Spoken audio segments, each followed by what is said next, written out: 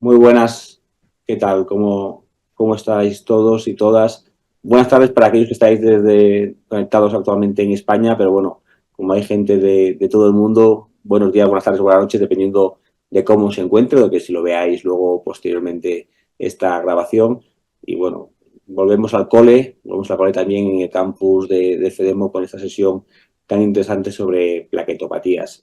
Antes de nada, pues quiero dar las gracias a José María Bastida, nuestro ponente hoy, por muchos de vosotros conocido, pero bueno, para aquellos que no lo conozcáis, muy brevemente comentaros que José María Bastida es, si no me equivoco, doctor por la Universidad de Salamanca, también se licenció por la misma universidad, hizo el MIRE en el Hospital de Salamanca, por tanto es el típico producto salmantino que, como sabéis, Salamanca lo que la naturaleza no da, Salamanca no lo presta, pero en el caso de Chema, Salamanca se lo da y la naturaleza también se lo dio desde el principio. Veis que tiene una carrera académica relevantísima, con muchísimo interés. Uno de ellos es la hemofilia adquirida, también la PTI y, por supuesto, las plaquetopatías que hoy nos ocupan. Y bueno, si me permites, Chema, he estado viendo un poquitín tu multitud de inquietudes en aspectos que son tremendamente novedosos o que son realmente quizás el futuro, ¿no? Como la CRISPR, como la secuenciación masiva. Realmente creo que desde tu grupo en Salamanca estáis haciendo pues una investigación muy puntera y lo estáis demostrando con esas publicaciones. También comentaros que Chema, José María Bastida, doctor Bastida, es el coordinador del Grupo Español de coagulopatías congénitas y tenemos la suerte de que nos dé esta sesión sobre las plaquetopatías. Como siempre, intentaremos primero que el doctor Bastida haga una presentación y luego tendremos un pequeño espacio para las preguntas que nos habéis podido ir dando. Sin más preámbulos, José María, muchísimas gracias por tu tiempo, por esta tarde, al menos en Madrid, tan soleada que da ganas de estar dando una vuelta, que nos estés acompañando hoy con esta sesión. Muchas gracias, Chema. Muy bien, bueno, hola a todos, a los que estáis online, a los que lo veáis a posteriori, a los que estéis al otro lado del charco. Y nada, muchas gracias por la presentación. Bueno, hay que decir que yo soy segoviano, pero desde los 18 años ya soy adoptado por Salamanca, así que nada, yo estoy muy contento de estar aquí en esta ciudad. Y nada, antes de empezar, lógicamente agradecer a FEDEMO que nos brinde la oportunidad de hacer publicidad de este grupo de enfermedades raras que realmente no son del todo conocidas, ¿no? Como son las plaquetopatías. He preparado este guión, espero no alargarme mucho en el tiempo para que pueda haber preguntas. Y me voy a centrar sobre todo, aunque hay otros plaquetopatías, otros trastornos relacionados con la función plaquetaria por causas adquiridas, son más infrecuentes. Me voy a centrar eso en los trastornos plaquetarios congénitos, son esas plaquetopatías, pero mejor me gusta más este término, que es más amplio, como ya veremos. Les quería mostrar los trastornos plaquetarios congénitos más frecuentes o, entre comillas, como bien pone ahí, relevantes, y sus principales características clínicas, sobre todo. Luego, revisar brevemente cómo realizamos el diagnóstico en nuestro centro y cómo se recomienda en la práctica clínica habitual. Y finalmente abordaremos un poco de opciones terapéuticas que tienen en estos pacientes. Entonces, antes de nada, bueno, recordarles que las plaquetas intervienen en un proceso que es la hemostasia, que lo que va a permitir es que se mantenga la integridad de nuestro sistema circulatorio, ¿de acuerdo? Luego, por otra parte, van a favorecerse los factores anticoagulantes para que la sangre esté en ese estado líquido, y cuando aparezca un sangrado, que se activen una serie de factores procoagulantes para poder controlarlo. Para ello, clasificamos en la academia generalmente la hemostasia en primaria y secundaria. En la primaria intervienen las plaquetas, donde nos centraremos, pero también el endotelio vascular. El endotelio siempre es más complejo de poder investigar y definir un problema a nivel del endotelio.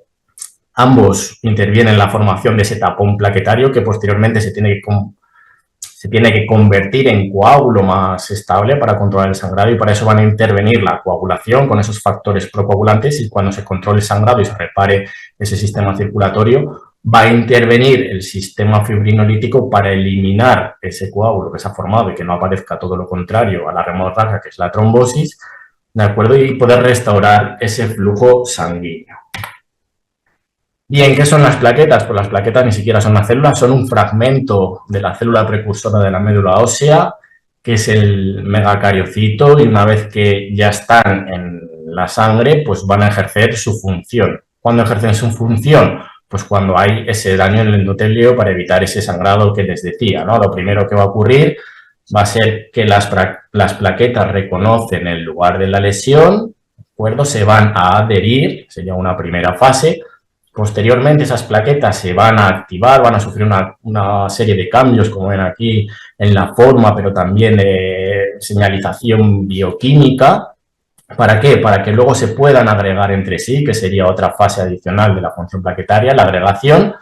Y finalmente va a servir de soporte para que se activen más rápido los factores de la coagulación y se forme ese coágulo, ¿no? Que sería la última fase, que se conoce como procoagulante. Y para poder ejercer esa función, pues tienen una serie de estructuras fundamentales, como pueden ser, para que nos vaya sonando a lo largo de la charla, receptores transmembranas o glicoproteínas transmembranas, ¿de acuerdo? Que les vaya sonando el complejo GP1B9, ¿de acuerdo? O el receptor del fibrinógeno integrina alfa-2B beta-3, pero también tenemos otra serie de contenido intraplaquetario que van a ser los gránulos alfa, los gránulos densos, las proteínas del citoesqueleto, que permiten que se ejerza las diferentes funciones que les acabo de nombrar. Entonces, cualquier defecto en alguna de estas estructuras va a provocar una alteración de la función. Y también una disminución en el número de plaquetas va a provocar que no funcionen del todo bien y se favorezca el sangrado, que es la clínica predominante.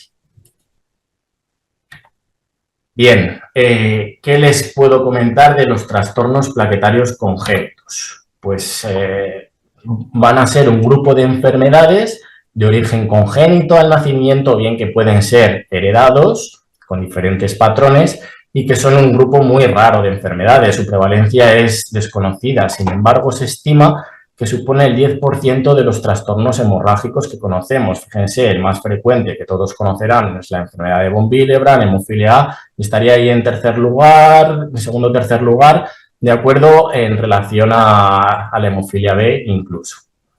Bien, ¿cómo se presentan clínicamente estos trastornos? Pues con una disminución en la cifra de plaquetas, ¿vale? Que es lo que conocemos como trombocitopenia y puede ser también variable desde leve hasta grave. O bien pueden presentarse con una clínica de sangrado, generalmente leve moderada, pero también tenemos trastornos que pueden ser los sangrados graves, incluso potencialmente mortales, sobre todo sangrados a nivel de la nariz, hematomas generalizados o el sangrado menstrual abundante, o bien es frecuente tras una cirugía. Pero puede existir una forma de presentación más atípica que puede ser incluso más grave que la trombocitopenia o el sangrado, como puede ser la predisposición a otras enfermedades, como pueden ser malignidad, problemas renales, pulmonares, digestivos, infecciones graves, etc. O al contrario, pueden aparecer en forma de un síndrome, que suelen ser más fáciles, entre comillas, de detectar en la infancia. Bien, ¿cómo vamos a clasificar estas entidades? Bueno, pues por una parte tengo que decirles que es un grupo de enfermedades muy heterogéneas. ¿Por qué? Porque se han descrito más de 60 genes distintos, lo que va a provocar que tengan una enorme heterogeneidad o diferencias a nivel de presentación clínica en las pruebas de laboratorio y a nivel genético. Si se producen alteraciones en diferentes genes que favorecen la producción de plaquetas, que es lo que se conoce como megacariopiesis, hablaremos de trombocitopenias hereditarias. Mientras si se alteran los genes que intervienen en las diferentes fases de la función plaquetaria, hablaremos de trombocitopatías hereditarias o trastornos funcionales plaquetarios. Estos son los trombocitopenias hereditarias que conocemos en la actualidad. Se pueden clasificar, a mí me gusta clasificarlos en función de la clínica predominante, pero aquí vemos la enfermedad que es, el gen que está afecto el tipo de herencia que tienen, el grado o la gravedad de trombocitopenia y su principal manifestación clínica. Posteriormente comentaremos algunas de ellas. Y estas son las que se conocen como trombocitopatías o esas alteraciones en la función plaquetaria, ¿no? Aquellas que comentaba al principio, que se altera la adhesión, que es característico el Bernard-Soulier, aquellas que se produce alteración en la activación y señalización de las plaquetas o bien la liberación del contenido que hay en su interior, o bien la que se altera la agregación plaquetaria como tal, en la que es más conocida en la trombastenia de Glassman. Pero veremos trastornos, además, que pueden combinar ambos mecanismos, que tengan un grado de trombocitopenia más un grado de alteración de la función plaquetaria. Esto todavía dificulta aún más el diagnóstico de estas entidades y aporta mayor heterogeneidad. Bien, ¿qué ejemplos les voy a mostrar? Los he dividido en 3 grandes grupos: aquellos que favorecen al sangrado, aquellos que predisponen a otras enfermedades y aquellos que aparecen dentro de un síndrome. En cuanto a los trastornos plaquetarios congénitos asociados a hemorragia grave, destacar una de las más conocidas y mejor caracterizadas, como es la enfermedad de Glassman. Es un trastorno con una herencia autosómica recesiva. Va a aparecer un sangrado grave en diferentes localizaciones, sobre todo a nivel de la nariz, así como el sangrado menstrual abundante. Y aquí sí que tenemos que decir que la cifra de plaquetas es normal, pero esas plaquetas no funcionan de forma adecuada. Y una forma de poder diagnosticar esta entidad será mediante pruebas de función plaquetaria, que es la gregometría, en la que vemos cómo no es capaz de formar el tapón plaquetario con unos agonistas, pero sí con la ristocetina, que lo que permite es que las plaquetas se adhieran. Esa fase está conservada. Entonces, esto es como un patrón muy característico y muy clásico. ¿Cómo confirmaríamos el diagnóstico de esta entidad? Pues con técnicas como de citometría de flujo, que es capaz de detectar aquellos receptores transmembrana que les mostraba al principio, ¿no? Entonces vemos una ausencia de expresión de la glicoproteína que interviene en la integrina alfa-2b beta-3. También sabemos que se han descrito más de 200 variantes relacionadas con la trombastenia de Glassman, pero con este integrina, alfa-2b beta-3, este receptor del fibrinógeno, tenemos que hacer el diagnóstico diferencial. Hay enfermedades que se parecen al Glassman. Una de ellas sería el síndrome o la deficiencia de adhesión leucocitaria. Estos pacientes, aparte del sangrado y tienen una alteración de la función plaquetaria, también tienen un riesgo de infecciones frecuentes u otras complicaciones como la osteopetrosis. Y luego, ya han pasado unos años, pero sí que tuvimos la oportunidad de identificar el primer caso en España y el segundo caso en el mundo de lo que se conoce como trombastenia de Glassman-like por alteraciones en RAS-GRP2, y estos pacientes no tienen un patrón tan característico como la trombastenia de Glassman, pero que sí tienen un fenotipo hemorrágico muy grave.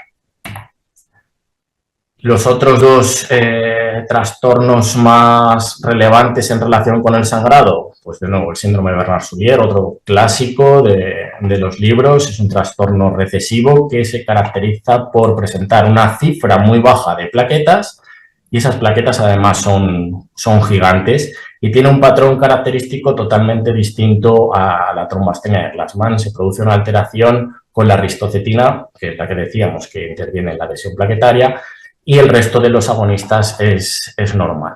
Y de nuevo la citometría nos va a permitir ver la ausencia de expresión del complejo de la glicoproteína 1B9.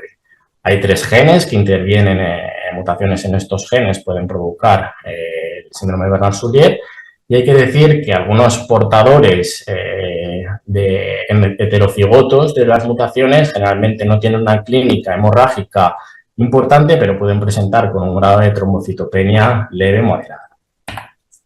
Con el que tiene que hacerse el diagnóstico diferencial, el Bernard-Soulier, pues es la enfermedad de von Willebrand tipo plaquetaria. Todos conocen la enfermedad de von Willebrand, que se produce por alteraciones en el gen del factor von Willebrand. En este caso, se produce por mutaciones en el gen GP1DA. Y los pacientes van a tener un grado variable de trombocitopenia de esas plaquetas bajas, también van a ser grandes, y sí que tienen una tendencia hemorrágica moderada e incluso grave en situaciones de riesgo hemorrágico como las cirugías. Bien, Trastornos relacionados con predisposición a otras enfermedades, como les decía, que puede ser incluso más grave que el grado de trombocitopenia o de sangrado. Pues vamos a tener tres enfermedades que predisponen a hemopatía maligna, generalmente tipo leucemia aguda, y van a ser aquellos trastornos por mutaciones en tres genes, que son RUNX1, anquilina 26 y ETV6. Generalmente, casi el 100% de los pacientes con anquilina 26 y ETV6 tienen trombocitopenia y en RUNX1 prácticamente la mayoría. En estos pacientes pueden tener además una predisposición al sangrado, generalmente leve. Hay que destacar que la herencia de estos tres es autosómica dominante, generación tras generación, aunque estamos viendo cada vez más mutaciones de novo y que el diagnóstico se realiza mediante un estudio genético. Es cierto que podemos ver algunas alteraciones un poco inespecíficas en la función plaquetaria o algunos neomarcadores que hemos visto como el descenso de una glicoproteína mediante citometría de flujo. Les quería además comentar que es una de las trombocitopenias hereditarias más frecuente en España, en el último estudio que hemos hecho a nivel nacional, y lo relevante es el riesgo de desarrollar esa hemopatía maligna, esa leucemia aguda, que puede ser hasta el 45% en RUNX1, más bajo en anquilina 26 y en torno al 20-30% en ETV6. Trastornos plaquetarios con predisposición a otros síntomas como puede ser fallo renal, sordera o cataratas, pues es lo que se conoce enfermedad relacionada con el gen NIH9. Todos los pacientes presentan una cifra baja de plaquetas que son gigantes, como las podemos ver aquí al microscopio. La herencia es autosómica dominante, pero como les decía antes, hasta el 35% pueden ser mutaciones de novo. De manera sin reto hemostático, los pacientes no suelen sangrar. El diagnóstico no es complejo al ver estas imágenes al microscopio, que es muy típico ver los cuerpos de inclusión en neutrófilos, cuerpos de Dole. Y aquí lo relevante es encontrar la alteración genética que tenemos porque en función de dónde se localiza esa mutación, los pacientes tienen mayor o menor riesgo de desarrollar esas complicaciones que les decía, como el fallo renal, la sordera, sobre todo a edad muy precoz, o las cataratas, entre otras. Esto implica que el abordaje o el seguimiento de los pacientes tiene que ser multidisciplinar. Bien, más trastornos relacionados con, en este caso, predisposición a complicaciones cardiovasculares. Una de ellas se conoce como citosterolemia. Es un trastorno de las grasas, digamos. Es un autosómico recesivo del metabolismo lipídico. En este caso se produce una alteración en un transportador que no es capaz de excretar esas grasas que aparecen en los alimentos de nuestra dieta mediterránea, entonces se acumula y eso puede tener un efecto tóxico y por tanto incrementar el riesgo cardiovascular, de ateromatosis, así como infarto o muerte súbita. Otros datos que vemos al diagnosticar a los pacientes es el acúmulo de grasa en articulaciones, que serían los santomas, o bien en los párpados, que se conoce como santelasmas. Generalmente suele haber una talla baja y asocian además artritis o artralgia en los pacientes. ¿Y por qué un hematólogo puede diagnosticar esta alteración del metabolismo? Porque hay un porcentaje de pacientes que expresa unas alteraciones en el hemograma y en el frotis, que es como tener las plaquetas bajas, plaquetas gigantes, como vemos aquí, y que los hematíes tienen forma de boca, y esto no es normal, esta monotricitosis. Esa combinación nos tiene que hacer sospechar que estamos ante esta entidad. Entonces, si lo detectamos precozmente, únicamente con poner un fármaco vamos a disminuir ese riesgo cardiovascular. Bien, otro tipo de trastornos plaquetarios son los que van a predisponer a infecciones. El clásico y de los más conocidos sería el síndrome de Wiskott-Aldrich. En este caso es una herencia ligada al cromosoma X. Se caracteriza por la tríada clásica de infecciones recurrentes, generalmente graves, eczemas de repetición y un recuento de plaquetas muy bajo y generalmente muy pequeñitas, ¿no? Se dice que son puntiformes. De nuevo, va a ser importante conocer la alteración genética porque nos va a indicar la gravedad del síndrome y, por tanto, el poder optar la mejor opción terapéutica, que en aquellos casos graves va a requerir un trasplante alogénico. Y en este caso va a ser muy importante pensar, hacer el diagnóstico diferencial con aquel paciente con PTI que no responde a los tratamientos, sobre todo en edad pediátrica. Bien, y algunos ejemplos de trastornos plaquetarios sindrómicos. Esto lo podríamos meter también en predisposición, pero bueno, lo he metido en este subgrupo, como el síndrome de plaqueta gris. Tiene 2 genes hasta la fecha identificados, que va a estar relacionado con el tipo de herencia recesiva por el NBAL2 o dominante GPI1B. Los pacientes van a tener la cifra de plaquetas bajas, bastante bajas, con también un sangrado muy importante y riesgo de desarrollar fibrosis en la médula ósea o tener un bazo gigante. En el frotis podemos ver que las plaquetas no están vacías, digamos, son plaquetas grises, pero generalmente el diagnóstico nos lo va a confirmar la microscopía electrónica, en el que vemos una ausencia de unos gránulos que tenemos, que son los gránulos alfa.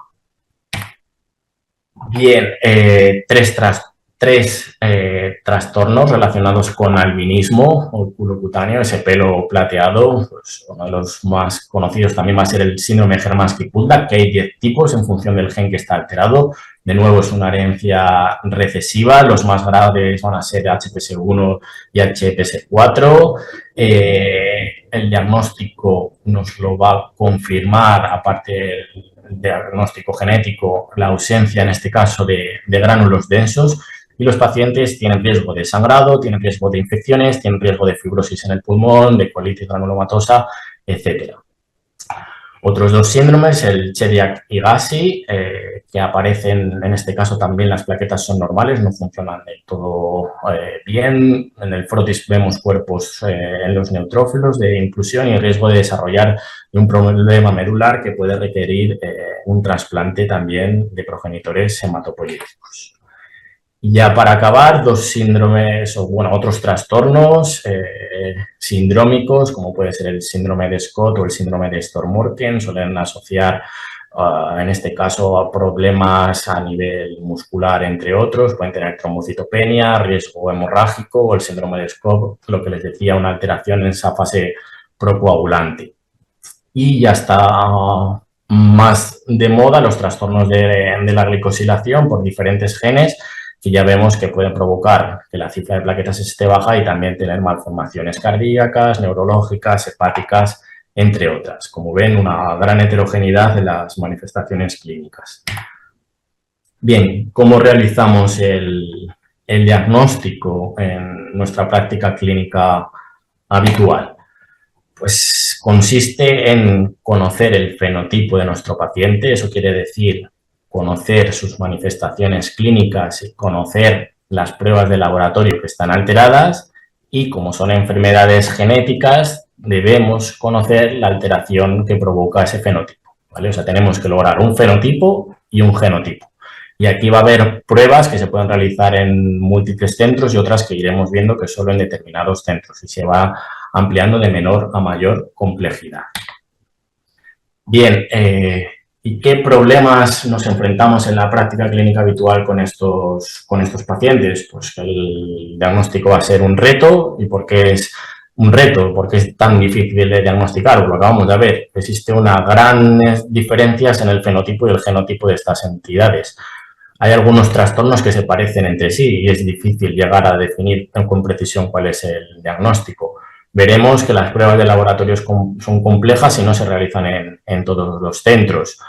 Una herencia recesiva sin tener una familia consanguínea, es difícil de pensar un trastorno congénito cuando aparecen esas mutaciones de novo sin una ausencia de historia familiar, o sobre todo cuando tenemos a un paciente en edad adulta, ¿no? Pensar en algo congénito es más complejo. ¿Y qué ocurre? ¿Qué consecuencias derivan de estas dificultades diagnósticas? Pues lo que ocurre en otras enfermedades raras, ¿no? Múltiples visitas al hospital, a diferentes especialistas, múltiples estudios errores diagnósticos, sobre todo con enfermedades adquiridas, retrasos diagnósticos de años, más de 10, 20 años para llegar a lo mejor a un diagnóstico, que no conozcamos realmente cuál es la prevalencia real en nuestro entorno. Y un aspecto muy relevante, ¿no? Los pacientes pueden llegar a recibir tratamientos inapropiados, como puede ser incluso tratamiento inmunosupresor o cirugías. ¿A quién y cómo diagnosticar a un trastorno plaquetario congénito? Tampoco quería meterme mucho en ello, pero siempre lo digo a los residentes o estudiantes, pues pasan conmigo en la consulta, que lo importante es escuchar al paciente e intentar llevar a cabo las preguntas más dirigidas para poder definir cuáles son las pruebas idóneas y lograr el diagnóstico de nuestros pacientes.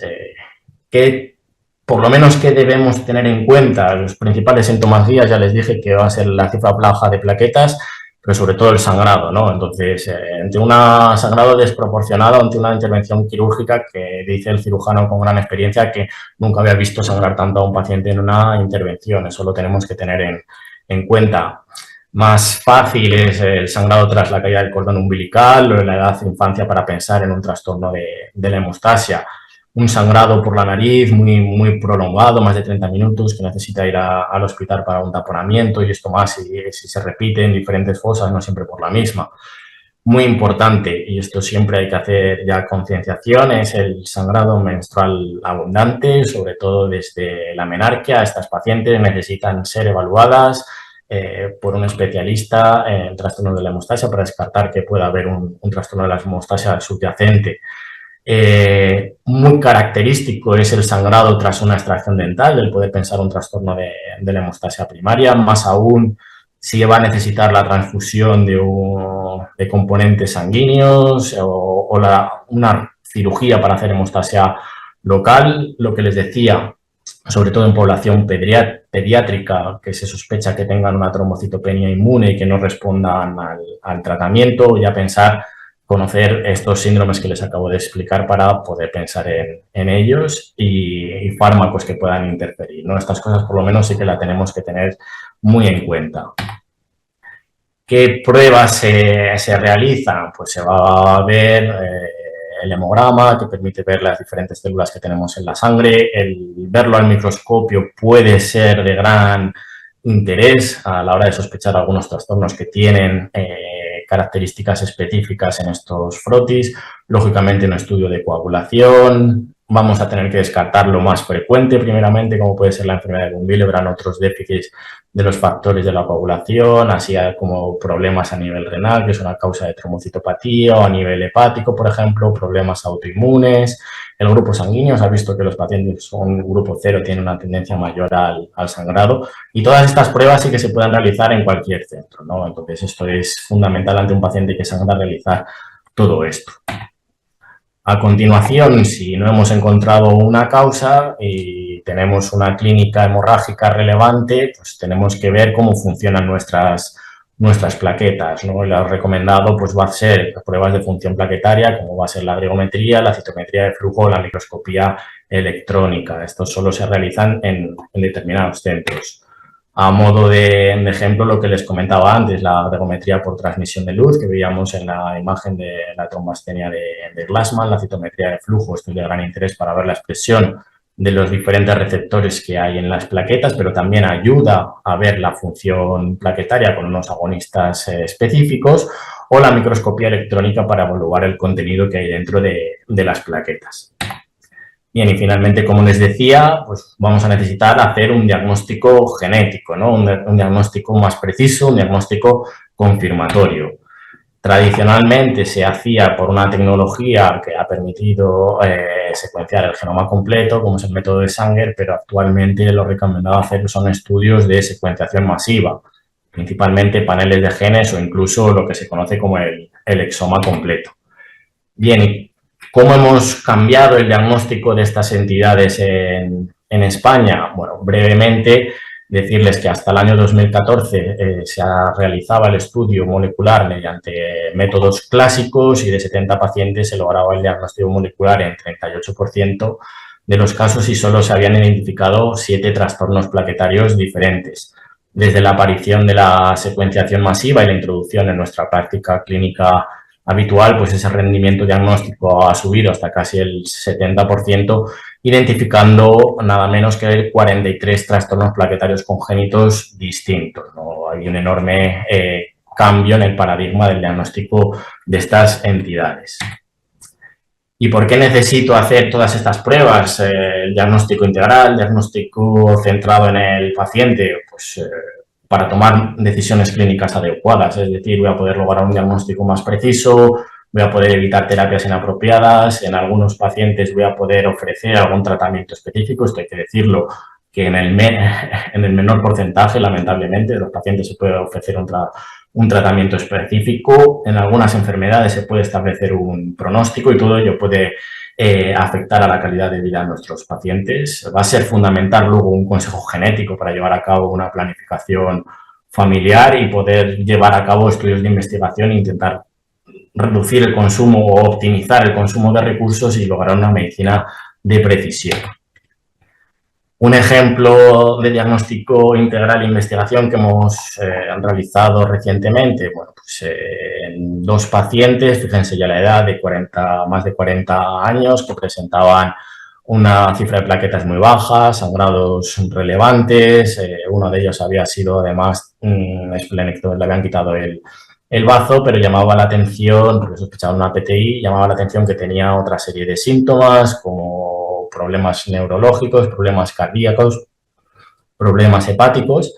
En el frotis se veían plaquetas grises, esto no cuadraba con ningún diagnóstico, se hizo estudios genéticos con paneles de genes y tampoco se encontraba la alteración hasta que estudiamos el exoma completo y encontramos 2 mutaciones en un gen, el gen GALE, que produce una enzima que tenemos en el organismo que influye en la glicosilación. Confirmamos que estaba reducida la función de esa enzima, o sea, los hallazgos genéticos eran compatibles con los hallazgos de laboratorio y posteriormente, bueno, tuvimos la suerte de poder demostrar con colaboración internacional el mecanismo de esta enfermedad a nivel de las plaquetas. Bien, y luego va a ser fundamental en enfermedades raras llevar colaboraciones nacionales e internacionales. Bueno, yo aquí me permito hacer un poco una cuña publicitaria del Grupo Español de Alteraciones Plaquetarias Congénitas, que coordino junto con el doctor Rivera. Llevamos varios proyectos de investigación a cabo y, bueno, les invito a los compañeros que estéis a seguir investigando con nosotros para avanzar en el conocimiento de estas enfermedades y también tener una relevancia a nivel internacional. Bien, ¿y qué objetivos tendríamos en este Grupo Español de Alteraciones Plaquetarias? Pues intentar continuar con la caracterización clínica del laboratorio y molecular de nuestros pacientes. Todo esto está bajo el amparo de la Sociedad Española de Trombosis y Hemostasia.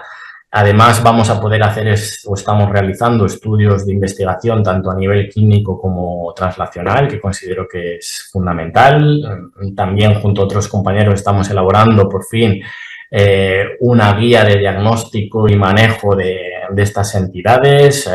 Ya tenemos disponible además el registro de pacientes que nos va a permitir poder llevar a cabo todos estos estudios de investigación y nada, invitarles a participar además en la primera jornada de pacientes con trastornos plaquetarios congénitos, que va a ser el 26 de septiembre. Lo pueden buscar en internet en el enlace para conectarse a esa primera jornada. Bien, ¿y qué les puedo decir de los tratamientos, de ese manejo terapéutico? Pues hemos visto un gran avance en el diagnóstico y no tan importante ha sido a nivel terapéutico. Tenemos varias medidas, lo importante va a ser lo que les decía, un diagnóstico correcto, preciso para evitar tratamientos inapropiados, si es posible tener registrado al paciente también en el registro nacional. Y luego tenemos medidas educativas, como ocurre en otros trastornos que favorecen el sangrado. La higiene bucal es fundamental para evitar además retos hemostáticos. Es muy importante la identificación en estos pacientes de un sangrado anómalo para que puedan consultar de manera adecuada y poder realizar el tratamiento oportuno, hacer una serie de recomendaciones de estilos de vida, así como fármacos que puedan no ser del todo recomendables. Bien, en cuanto a la prevención del sangrado, pues sí que se requiere unas revisiones periódicas. En algunos trastornos, como veíamos, necesita un abordaje por diferentes especialistas. Va a ser fundamental la planificación en situaciones de riesgo, sobre todo en mujeres, ¿no? El embarazo, el parto, esa hemorragia posparto, una anestesia neuroaxial, esto va a ser fundamental. La detección del sangrado menstrual abundante, así como la necesidad o no de hormonoterapia. Y es muy importante también hacer revisiones de la pérdida de hierro, esa ferropenia, pues que hay que tratarla. ¿Para qué? Para evitar que llegue a tener anemia el paciente y tenga síntomas más importantes. Y como les decía, ¿no? El consejo genético para una planificación familiar adecuada. ¿Y qué opciones terapéuticas tenemos disponibles? Pues voy a comentarles brevemente, seguro que algunas de ellas o la han recibido o la han escuchado hablar, y luego comentaré brevemente alguna opción de futuro. En cuanto a los tratamientos clásicos, pues uno realmente puede ser útil, va a ser el ácido tranexámico. Se puede poner intravenoso, se puede poner oral, se puede poner en enjuagues, puede ser útil tanto en monoterapia, es decir, solo el ácido tranexámico en combinación con otros fármacos, y de utilidad sobre todo en gingivorragias, en enjuagues, y importante en el sangrado menstrual abundante.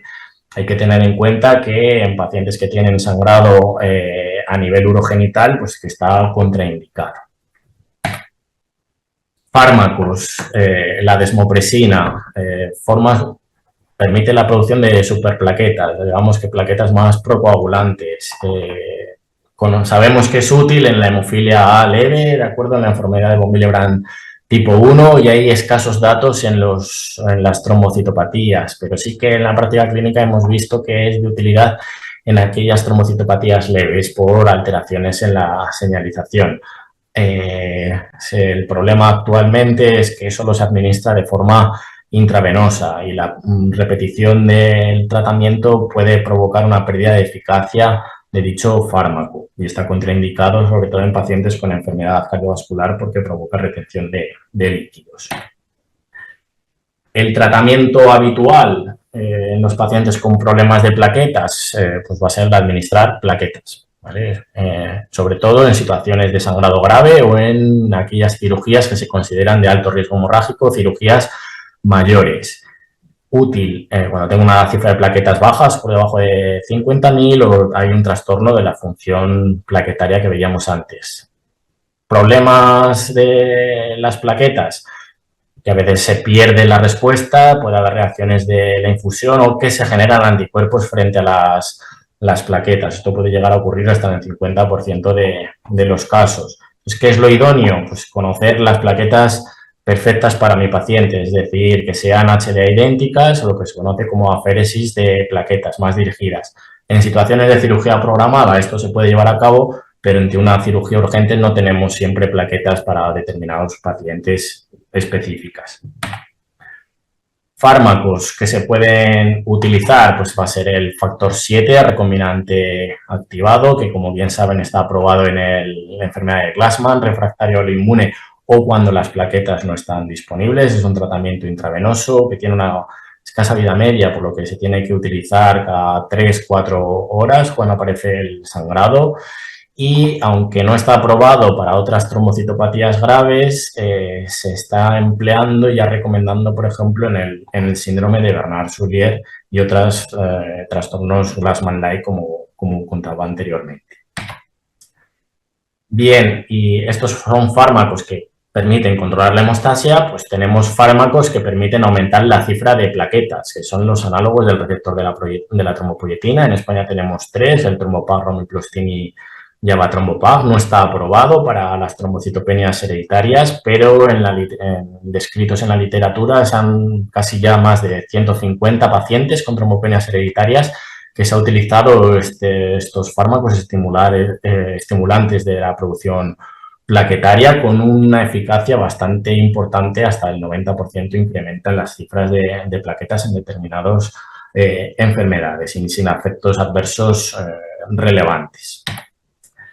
Bien, y opciones curativas, pues hasta la fecha la única opción curativa es el trasplante de progenitores hematopoyéticos. Necesitamos donantes, los pacientes van a necesitar tratamiento inmunosupresor, existen complicaciones post-trasplante, entonces siempre hay que individualizar ese riesgo-beneficio para nuestros pacientes, aunque podemos tenerlo o podemos considerarlo en aquellos trastornos plaquetarios que evolucionan a un fallo en la médula ósea, como sería la trombocitopenia megacariocítica congénita, en aquellos casos con una inmunodeficiencia, infecciones graves, un sangrado grave, como el síndrome de Wiskott-Aldrich. Hay casos publicados de pacientes con trombastenia de Glassman o Bernard-Soulier que eran refractarios a los tratamientos que ya les acabo de comentar y tienen un sangrado grave potencialmente mortal, y en aquellos pacientes con predisposición a leucemia cuando desarrollan esa leucemia o síndrome mielodisplásico. En cuanto a la terapia génica, bueno, pues podría ser potencial alternativa al trasplante como opción curativa, ¿no? En aquellos pacientes que carecen de donante, donde está más avanzado es en el síndrome de Wiskott-Aldrich, donde se modifican las células del paciente, ¿de acuerdo? Y ya se ha visto que un seguimiento a largo plazo mantiene una cifra importante de plaquetas en complicaciones hemorrágicas, infecciosas, etcétera. Bien, y opciones terapéuticas que están más avanzadas, bueno, pues son los anticuerpos monoclonales o biespecíficos. Están ambos más, o se están estudiando más en la trombastenia de Glassman, y estos anticuerpos biespecíficos, para que entendamos, son un anticuerpo que tiene dos brazos. Uno de ellos se va a unir al factor 7 de la coagulación, que cuando hay un daño en el endotelio se libera factor tisular y va a activar al factor 7, pero ya les dije que tenía escasa vida media, entonces este anticuerpo se une al factor 7 y aumenta esa vida en la sangre, ¿de acuerdo?, del factor 7. Y luego otro brazo de ese anticuerpo es capaz de detectar plaquetas que están activadas en el lugar de la lesión. Se une a un determinado receptor y este fármaco va a ir dirigido al sangrado donde está el daño endotelial. ¿Y qué va a provocar aquí? Pues que se genere trombina. La trombina va a ser fundamental para la formación de coágulo y que se pueda revertir esa alteración en la hemostasia. Es un fármaco como muy prometedor, se administra subcutáneo, y ya en el último con World Federation se presentaron resultados preliminares del fase 1-2 en 7 pacientes con trombastenia de Glassman, y ya saben que en los ensayos fase 1-2 no se evalúa eficacia sino seguridad, y no ha habido efectos adversos relevantes hasta la fecha en ese estudio inicial. Bien, y otro fármaco muy interesante es un anticuerpo monoclonal frente al TFPI, ya saben, es el concizumab, que está aprobado frente a la hemofilia con inhibidor en Canadá, y va a permitir, en este caso in vitro, en los pacientes con trombastenia de Glassman, mejorar sus condiciones hasta la fecha de laboratorio. Está pendiente de iniciar el ensayo clínico en pacientes. Bien, ya para acabar, yo creo que ese momento que ya estabais todos esperando, bueno, pues creo que es fundamental hacer concienciación de los trastornos relacionados con la hemostasia primaria, en estos trastornos plaquetarios congénitos, que hemos visto ya en estos últimos años una mejora en el diagnóstico de estas entidades, que sigue siendo fundamental la sospecha clínica. Es fundamental hacer un diagnóstico integrado, si es posible también en centro de referencia. Conocer, el paciente debe conocer cuándo aparece un sangrado que ya no es normal para acudir. Es importante también, lo insistía y se puede comentar luego en la discusión, el estudio en mujeres con sangrado menstrual abundante, el diagnóstico molecular mediante secuenciación masiva, y aunque no hemos visto unos avances relevantes a nivel terapéutico, insistir en el tratamiento de la deficiencia de hierro. Tenemos opciones válidas como el factor 7 recombinante activado y el ácido tranexámico. Podría plantearse el uso de los análogos de la trombopoyetina en determinadas patologías, así como la posibilidad de un trasplante halogénico. Y estos resultados prometedores, bueno, pues podrían utilizarse, ¿no?, o servir para esa necesidad no cubierta que sería la profilaxis en estos pacientes. Y nada, bueno, solo decirles que ahora mismo estamos en marcha en 2 proyectos de investigación. Uno de ellos es la utilización de técnicas moleculares complejas y ya incluso la inteligencia artificial para mejorar el diagnóstico de estas entidades. Les invito a participar con muestras de pacientes o bueno, poder contactar con nosotros y nada, lógicamente agradecer a todos los compañeros que participan en los proyectos de investigación dentro del Grupo Español de Alteraciones Plaquetarias, la Sociedad Española de Trombosis y Hemostasia, y luego siempre me gusta agradecer a los pacientes que participan con nosotros. Y nada, muchas gracias por su atención y bueno, encantado de atender a sus preguntas. Muchísimas gracias, doctor Bastida. Muchísimas gracias, Chema. La verdad es que ya hemos recibido en los últimos tiempos muchísimas peticiones de hacer este webinar sobre TPC, sobre trastornos plaquetarios congénitos. La verdad es que después lo sabíamos, ¿no? Pero después de ver tu presentación sé que hemos acertado con el ponente porque has hecho que es un tema complicado, lo has hecho fácilmente entendible para la población general y me consta que para el profesor sanitario que también se ha conectado. Como sabes, hay bastantes preguntas. Si te parece, para no enrollarme mucho, voy a ir pasando a lanzártelas, no como balas, pero sí te las voy lanzando. Una pregunta dice que ¿cuál es la importancia de la agregación plaquetaria?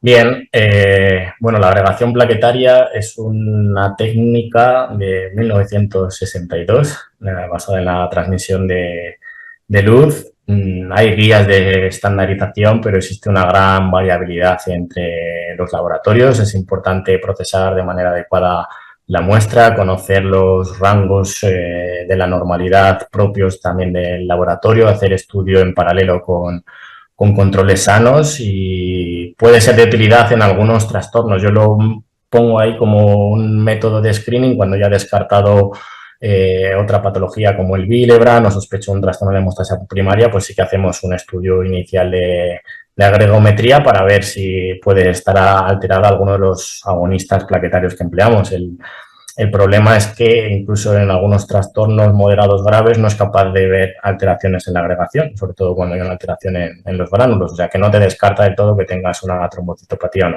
Entonces es importante, si tienes una alta sospecha, pues complementarlo pues, con las técnicas de citometría de flujo, tanto para valorar la expresión de lipoproteínas como la secreción de gránulos, etcétera, ¿no? Entonces, bueno, es una prueba que tenemos y no es específica, salvo que encontremos los patrones clásicos de Bernard Soulier y Glassman, pero puede ser de utilidad. Perfecto. Otra pregunta también compleja, pero muy interesante, es el manejo de la pseudotrombocitopenia causada por EDTA. ¿Cómo manejar? Vale. Bueno, la pseudotrombopenia por EDTA es, como bien dice su nombre, es una falsa trombopenia, ¿de acuerdo? Una falsa trombocitopenia. ¿Cómo se maneja? Pues generalmente si necesitamos realmente saber cuál es la cifra real de nuestros pacientes, que hay veces que no es necesario hacer un control cada 3-6 meses que lo vemos en estos pacientes, pues es una complicación que aparece por el anticoagulante que tiene el TUB. Entonces el EDTA lo que hace es que se agregan las plaquetas y las vemos al microscopio que están agrupadas y por eso no las reconoce. Consiste en cambiar el anticoagulante a la hora de hacer el estudio. Generalmente hacemos el hemograma en tubo de citrato y vemos cómo se corrige esa cifra de plaquetas. Incluso al microscopio ya no se ven esos agregados. Entonces, esos pacientes nos requieren hacer un seguimiento de su cifra de plaquetas, porque sabemos que son falsas, no hay que preocuparse porque estén bajas y hemos confirmado que con citrato son normales. Y cuando tienen que ir, por ejemplo, a una cirugía, que ahí sí que tienes que saber la cifra de plaquetas por si puede ir a una anestesia o no, un tipo de anestesia u otro, hacerla en el tubo de citrato para evitar, para conocer realmente la cifra verdadera que tiene. Perfecto. También nos pregunta una persona que ha salido, os ha hablado por ahí durante tu sesión de cómo hacer el diagnóstico, de cómo diferenciar bien entre una plaquetopatía y una PTI. Vale, bueno, es una de las cosas que tenemos que tener en cuenta, ¿no? En la trombocitopenia inmune es un diagnóstico de exclusión, tener una cifra de plaquetas por debajo de 100.000 de forma crónica, que hay veces que el paciente debuta con una cifra de plaquetas muy bajas, por debajo de 20.000 y sangrado. Entonces, la PTI no tiene una prueba diagnóstica, ¿de acuerdo? Y aquí lo más importante es la historia clínica, ¿no? El ver si existen antecedentes familiares. Ya hemos tenido casos pacientes que venían con sospecha de PTI familiar. Si tú indagas un poco en la historia clínica, lo último que tuvimos, pues resulta que uno de los tíos le habían quitado el bazo por esa posible PTI, se habían quedado sordos todos a menos de 30 años, el abuelo había fallecido por un problema renal a edad joven, pues ahí ya sospechábamos que podía ser otra cosa y vimos que era una enfermedad relacionada con MH9. Entonces la historia clínica es fundamental y aspectos a tener en cuenta pues son esos antecedentes familiares, la presencia de otras manifestaciones sistémicas o sindrómicas que no se asocian a PTI y sí que hacer hincapié en pacientes pediátricos con trombopenia inmune que no responden a los tratamientos. Entonces, en esos pacientes sí que tenemos que pensar que puede haber algo más debajo, ¿no? Entonces puede descartarse inmunodeficiencias primarias que debutan en esa con sintomatología similar o esas trombocitopenias hereditarias. Yo creo que ese sería más un poco más el mensaje en este aspecto. ¿Qué más quisiéramos decir? Bueno, pues haciendo esto podemos saber una cosa u otra, ¿no? Pero sigue siendo lo bonito también en medicina, ¿no? Es que esa historia clínica es clave. También hay una pregunta que también es clásica en nuestras sesiones, en nuestros webinars, aquellas diferencias que tienen en la clínica las mujeres y las niñas con trastornos plaquetarios congénitos. ¿Nos puedes dar alguna pincelada de cuáles son las principales diferencias entre la clínica entre los varones y las mujeres? Generalmente estas enfermedades se diagnostican más en mujeres, bueno, pues como es obvio con la presencia de la menarquia, el sangrado menstrual abundante es un síntoma guía y es de los más frecuentes. O sea, la mayoría de las pacientes con trombocitopatías, el síntoma principal pueden ser los hematomas, sangrado menstrual abundante desde la menarquia y hematomas generalizados, ¿no? Entonces, yo insisto mucho en identificar, hay test ya, por ejemplo en Estados Unidos hay campañas para concienciar sobre el sangrado menstrual abundante y ver qué pacientes requieren un estudio un poco más complejo, ¿no? Una de ellas se llama Let's Talk Periods y las pacientes se hacen un autocuestionario y pueden llegar a consultar, pues yo tengo un sangrado menstrual abundante, ¿no? Porque cumple más de 7 días el periodo, uso más de X productos de higiene ginecológica, me provoca una anemia, me provoca una ferropenia, hay escalas visuales como el PVAC que ayudan a ver si es un sangrado menstrual abundante y esas mujeres tienen que contactar, ya sea con especialistas en ginecología, atención primaria, para profundizar el estudio, porque lo más frecuente van a ser causas ginecológicas, endocrinas, pero hay hasta un 25-30% de mujeres que pueden tener un trastorno subyacente a nivel de la hemostasia y esto hay que identificarlo.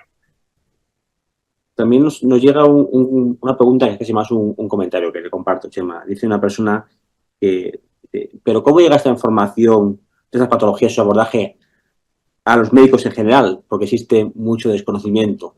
Creo más que una pregunta es quizás pues casi un llamado de atención, ¿no? Y Chema, ¿qué se te ocurre? ¿Qué podemos hacer también para difundir la palabra? Bueno, totalmente de acuerdo con el comentario y lo dije al principio, ¿no? Agradeceros a vosotros el que nos deis la oportunidad de difundir y dar a conocer estas enfermedades.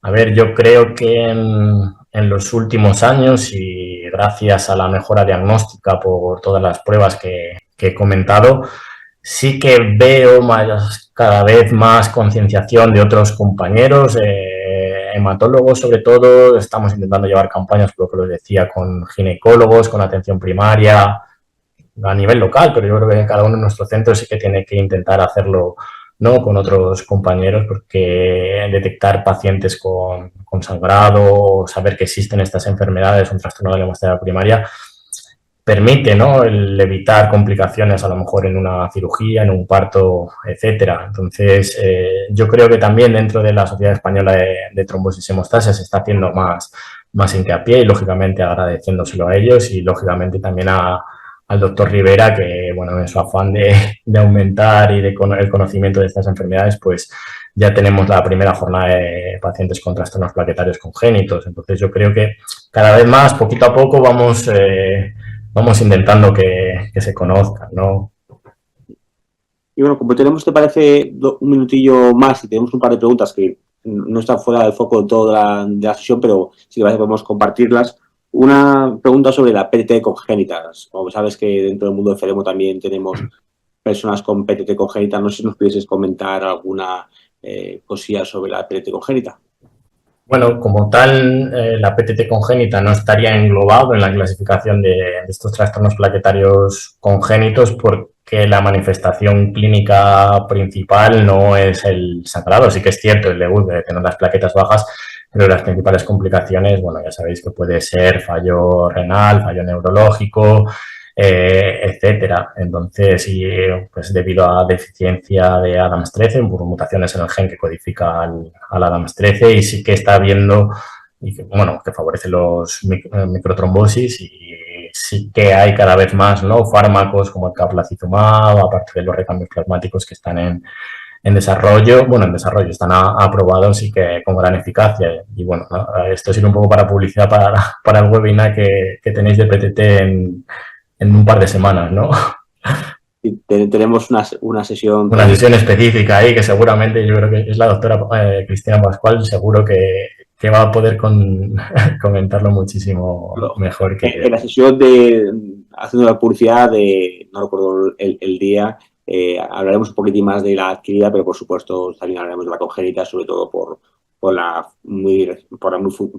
próxima aparición Claro, de un perdona, yo he dicho yo el caplacizumab no es más para la adquirida, no me quiero equivocar. Bueno, hay fármacos ya recombinantes para el ADAMS13 que están en desarrollo.